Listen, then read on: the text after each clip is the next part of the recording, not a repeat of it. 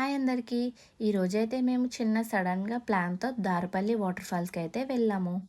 మనకి సిటీ లైఫ్‌లో రోజంతా బిజీ, టెన్షన్స్, వర్క్ ప్రెజర్స్, కానీ ఇలా ఒక్కరోజు ప్రకృతి మధ్యలో కొంచెం టైం స్పెండ్ చేస్తే మనసు ఆటోమేటిక్‌గా కామ్ అయిపోతుంది కదా! మేమైతే తుని నుంచి వస్తూ రౌతులపూడి మీదుగా దారపల్లి వాటర్ ఫాల్స్‌కి అయితే వచ్చాము. వచ్చే దారిలో అయితే అటువైపు కొండలు, ఇటువైపు కొండలు, మధ్యలో రోడ్డు. ఓన్లీ మా కార్ తప్ప ఇంకెక్కడ ఏం కనిపించలే. కానీ ఆ ఎక్స్‌పీరియన్స్ అయితే చాలా బావుంది.